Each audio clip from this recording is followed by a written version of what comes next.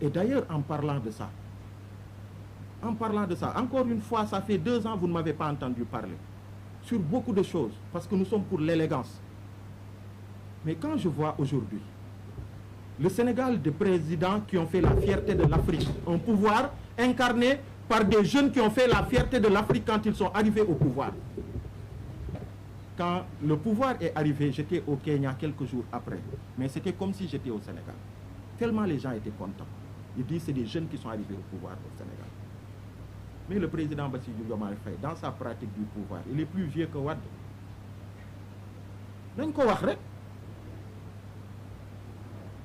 Quand je vois la journée d'hier, ce qui s'est passé est très grave. Vous êtes de la presse, vous êtes témoin de l'histoire. Moi, qui m'aurait dit, 2 ans après l'accession du président Bassirou Diomaye Faye et M. Ousmane Sonko au pouvoir, que l'arrêté Ousmane Ngom serait encore là pour faire en sorte que l'on puisse brimer Abdou Karim Gueye Khouroum Kak, que l'on puisse brimer Thierno Bokoum, que l'on puisse brimer d'autres citoyens sénégalais à cause de cet arrêté Ousmane Ngom. Et je me rappelle cet arrêté Ousmane Ngom à l'époque. L'un des derniers actes, en fait, ceux qui l'ont subi en dernier avant le départ de Macky Sall, c'était l'honorable député, aujourd'hui Guy Marius Sagna, c'était nos sœurs comme Sylvestine Mendy, c'était Dame Mbodj, c'était Taïga du mouvement Y'en a marre, c'était Abdou Karim Gueye, c'était beaucoup d'autres militants qui pacifiquement, au niveau du centre-ville, voulaient dire non au parrainage, justement. Ils ont été arrêtés parce que c'était l'arrêté Ousmane Ngom. Ils ont été amenés au commissariat. Tard dans le soir, ils ont été pris dans une fourgonnette par des policiers encagoulés. Diwer Dakar, pendant 2-3 heures de temps, les bastonnés. Gambo, après, Guy Marius Sagna, on le jette vers Sokosim.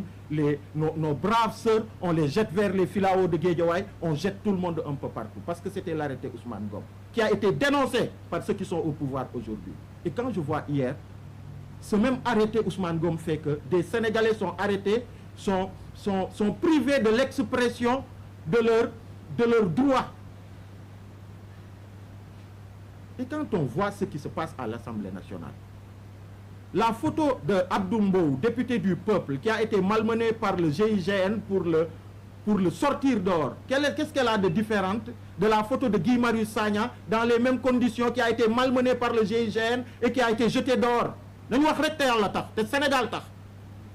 C'est quoi la différence? C'est quoi la différence? Les gars, personne ne peut disqualifier notre voix parce qu'on a la légitimité pour parler. Les bureaux de Y'en a marre, les poufis là. Il y a eu des moments où Pastef était dissous. Pastef n'avait même pas le droit de tenir une réunion. C'est nos locaux qui ont abrité les réunions. C'est notre café qui a été servi. Il y a eu des moments parmi ceux qui sont là aujourd'hui, mais on ne les voyait plus. Même leurs camarades de parti ne les voyaient plus. C'est nous qui étions là.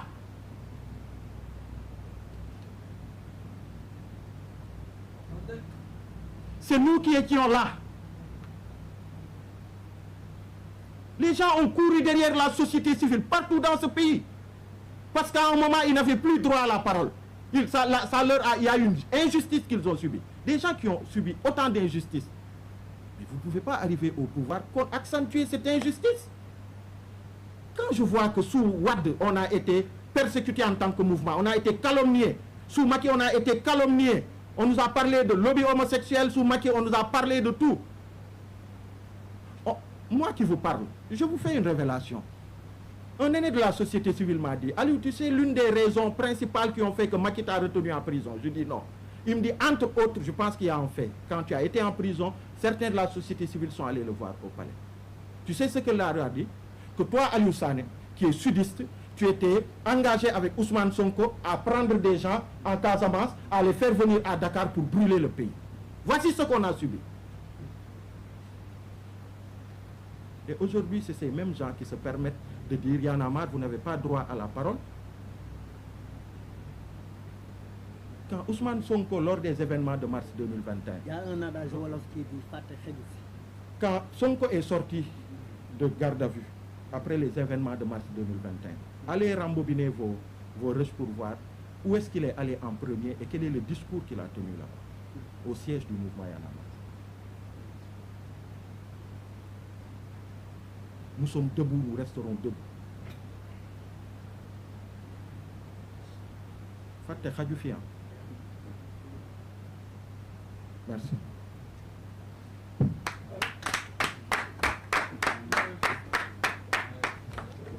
Merci beaucoup Aliou Sané, merci beaucoup Abdou Fatah Kandji. Léegi dañuy ubbi kàddu gi jox journaliste yi pour poser cette question.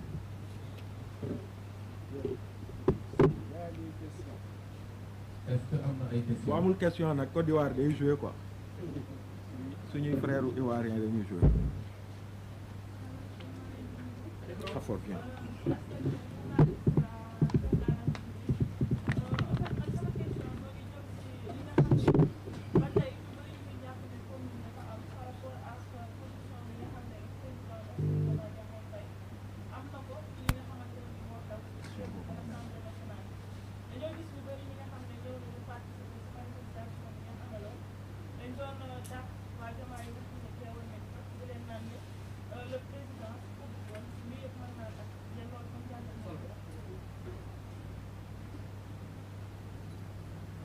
Merci. Une autre question? Je pense que c'est clair.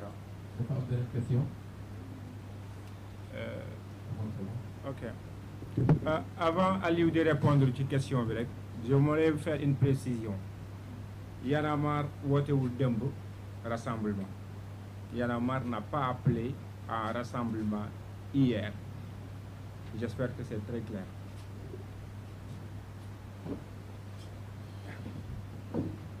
Gars, ñu jégalu de dama leen namoon quoi. Ça faisait longtemps que je n'avais pas pris la parole. Donc je le fais aujourd'hui et en fait, là du am solo la. Boo xoolee dans le communiqué qu'on a fait avant la tenue de la plénière d'hier, nous avions interpellé le président Bassirou Diomaye Faye sur c'est quoi sa position et c'est quoi ses amendements. Nous l'avions fait. Parce que aussi, j'ai même vu quelqu'un de l'opposition qui avait à un moment fait une correspondance pour dire, mais officiellement, Monsieur le Président, sur cette réforme de la Constitution, dites au peuple sénégalais et aux citoyens officiellement, c'est quoi ton avis dessus? Ça ne s'est pas fait. Et Khafor l'a dit, dans cette guerre entre l'exécutif et le législatif, il ne faut pas que le prétexte de référendum soit pour le président Bassirou Diomaye Faye un moyen de galgal politique. C'est pas ça, hein? Il faut respecter les citoyens sénégalais. Il ne faut pas qu'ils le disent comme ça, parce que beaucoup le disent. Oui, Diomaye, il le dit, Daraton Kouko, il peut le faire à tout moment, donc c'est une façon de prendre de contre-pied. Non, hein? On n'est pas en train de jouer là. On parle de la Constitution et on parle de la charte fondamentale. S'il dit qu'il envoie un référendum, il doit le faire en temps voulu. Lolo moy deug. Ça aussi, on attire l'attention du président Bassirou Diomaye Faye sur ça. Hier, on n'a pas appelé à manifester. D'autres l'ont fait et c'est leur droit. Et ceux qui devaient y être ont été là-bas. Et les images que j'ai vues m'ont rappelé les images du référendum, quand, non, la loi sur le parrainage, quand ça devait passer. Ceux qui sont au pouvoir aujourd'hui, ils étaient en centre-ville avec nous tous pour vouloir manifester devant l'Assemblée nationale. Beaucoup étaient en garde à vue comme nous. Et je vous dis, je le crois, je le dis, les gens, ils rient, ils rigolent.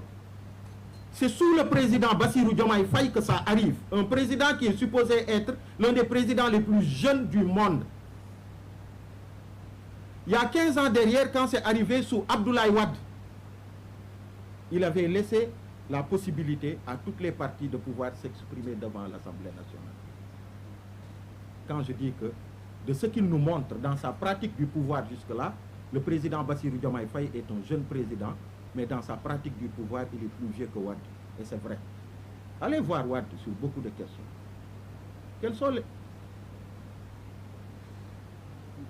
Cette constitution, elle aurait dû être une refondation, une nouvelle constitution du Sénégal. Boutolok Diamano. Ça aurait dû être ça. Et même dans cette proposition, quelle est la place qui est donnée à la participation citoyenne? Ces 15 dernières années, il y a eu tellement de bouillonnement, de naissance de mouvements citoyens, d'activistes. Les Sénégalais d'aujourd'hui, de notre génération, les jeunes de notre génération, ils ne sont pas ce qu'étaient nos pères, nos mères. Mais tout ce bouillonnement positif en termes de jeunes qui veulent participer à la marche de la chose, et tout. Mais il faut l'encadrer et il faut que ça puisse transparaître dans notre nouvelle constitution. Combien de fois des citoyens ont initié des pétitions ici? Des pétitions fortes. Mais après ça ensuite, parce que du point de vue constitutionnel, il n'y a pas d'issue.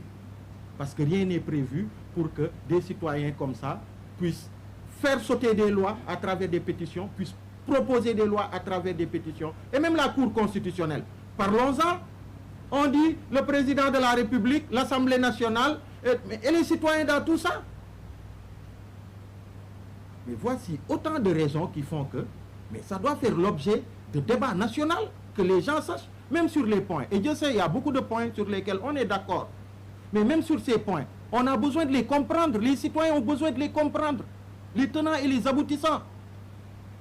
Parce qu'à terme, c'est quoi? C'est de pouvoir aboutir à une constitution qui défie le temps. Une constitution derrière laquelle on ne revient pas dans les années à venir pour changer des dispositions. Et ça, pour le faire, il faut que ce soit le plus inclusif possible. C'est ça notre position. Donc, merci. Voilà. Est-ce que dafa am beneen question? Apparemment non. Juste revenir ci benn, ça va être le dernier point ah. muy ci narratifu Pastef le récit boo leen di déglu, tu as l'impression que cette révision constitutionnelle est synthèse u assise nationale yi la, dialogue politique bi ak assise de la justice boo leen di déglu ci narratif bi. Mais bu ngeen xoolee points yi dëgg-dëgg vous vous rendez compte que assise de la justice en réalité nekku ci, wala boog points yi ñu ci dëggal bokkul ak les recommandations fortes yi génne woon foofu. Sur des questions de ci nga xam ne dañu waroon a modifier code de procédure pénale, loolu bokkoon na ci recommandation fortes yi nga xam ne ñu ngi koy xaar ba léegi kenn déggu leen. C'est vrai que ces deux réformes waxuma ne ci réforme yi bii la waroon dugg, mais ba léegi kenn déggu ci leen ci, te boobu aussi le président a traîné parce que yóbbu nañu ñun ñëpp pendant des jours Diamniadio ñuy dem di ñëw ak nos propres moyens. Mu pare ne lépp li nga xam ne amul des incidences financières naa ko jëmmal. Fouras ñu toog 1 an presque bay dugg 2 ans mu soog ñu génnal ce projet là, te li ñu doon xaar lu bëri nekku ci. Beneen bi aussi ñu ñuy wax ne lépp li nga xam ne fa lañ jóg, cette révision s'inspire des assises nationales, comme si les assises nationales lu fa génn waruñu ko càmbar. Je vous donne un exemple. Haute Cour des collectivités territoriales bokkoon na ci recommandation assise de la assise nationale yi, kan moo ko fi jëlee? Haute Cour, haute collectivité des territoriales, au conseil des collectivités territoriales, kan moo ko fi jëlee? Pastef. C'est ce Pastef là moo ko fi jëlee te bokkoon na ci recommandation yi, Macky Sall jëmmal ko, ñoom ñu génn ko fi ba pare di ñu présenter les assises wala boog les conclusions des assises comme les paroles de l'évangile. Kenn du ko ŋàññi, kenn du ko xoolaat. Les assises se sont déroulées 16 ans après. On a le devoir de regarder. Bokkoon na ci ñun ñu gëm, man à l'époque j'étais jeune à la télé, j'ai beaucoup suivi les assises les assises nationales. J'ai parcouru après les documents pour mieux comprendre. Mais tey am na ci loo xam ne c'est à revoir. 16 ans après. 16 ans après, il y a des choses qu'il faut réinterroger. Lan moo tax ñu ne non kenn du ko réinterroger parce que dañ ko dialogué woon? Non, absolument pas. Donc loolu aussi bokkoon na ci ay précisions yoo xam ne bëggoon nañ ko def pour wax ne le narratif bi Pastef di utiliser actuellement pour faire passer ces réformes là pour ñun du narratif bu baax. Et c'est un narratif qui manipule beaucoup de choses. Et jàpp nañ ne ñun loolu moo ci war a nekk suñu taxawaay. Encore une fois, pour faire la synthèse de cette conférence de presse, Y'en a marre, sa position a toujours été d'aller vers un référendum. Heureusement, le président va convoquer un référendum et ne va pas se contenter comment on le dit encore, de promulguer tout simplement. Et c'est ce qui est une bonne chose, parce qu'il faut permettre à tous les citoyens sénégalais de pouvoir s'exprimer. Et d'ici là, de pouvoir comprendre, de mieux comprendre et d'appréhender aussi les révisions. Parce qu'il y a beaucoup de choses qui ne sont pas claires dans la tête de beaucoup de Sénégalais. Et nous pensons que ce référendum va nous donner le temps, nous en tant que mouvement citoyen, d'aller sensibiliser les citoyens sénégalais sur le contenu de cette révision constitutionnelle. Et de pouvoir après aussi leur permettre de décider le moment venu de voter pour ou contre.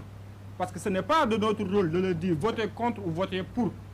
ça appartient aux citoyens sénégalais. Les députés sont légitimes de faire des propositions où c'est le droit le plus absolu. Mais nous aussi, en tant que citoyens sénégalais, nous exigeons d'être consultés quand la Constitution doit être révisée, surtout de cette ampleur-là. Donc nous vous remercions encore une fois d'être venus à cette conférence de presse. Nous espérons qu'on a répondu à toutes vos questions. Merci beaucoup. Merci beaucoup. C'était très bien. Adieu.